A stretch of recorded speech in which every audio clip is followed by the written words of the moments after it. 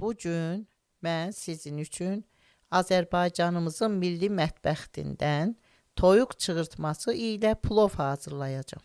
Sadə və rahat üsulla.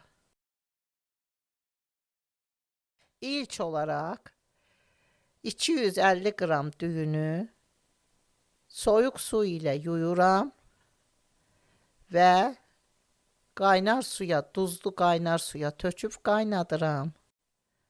Düyünü qaynatdıqdan sonra süzürəm. Sonra plovun qazmağını hazırlayıram. Qazmağa 1 ədəd yumurta, 1 xörək qaşığı qatıq və 1 xörək qaşığı un tökürəm.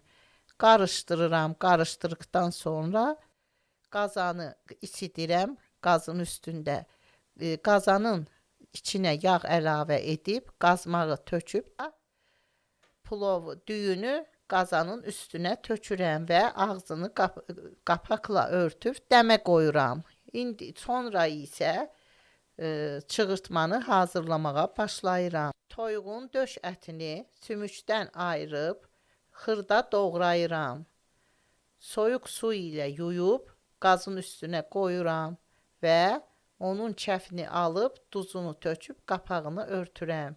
Sonra soğanları soyub xalqa-xalqa doğrayıram və qaba töküb qazın üstünə qoyub duz səpib qapağını örtürəm və vam xodda soğanlar suyunu buraxır.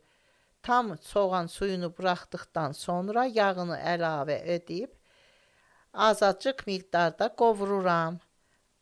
Qızılı rəngə çaldıqda toyuq ətlərini soğançanın üstünə tökürəm və ora əlavə edirəm biraz zoğal suyu. Hamısını qarışdırıb saxsı qaba tökürəm. Saxsı qaba tökdükdən sonra qıraqda 2 ədəd yumurtanı qaba sındırıb üstünə sarı kök əlavə edib çalıb saxsı qabın içinə əlavə edirəm. Sobaya qoyub 180 dərəcədə 15 dəqiqə bişirirəm.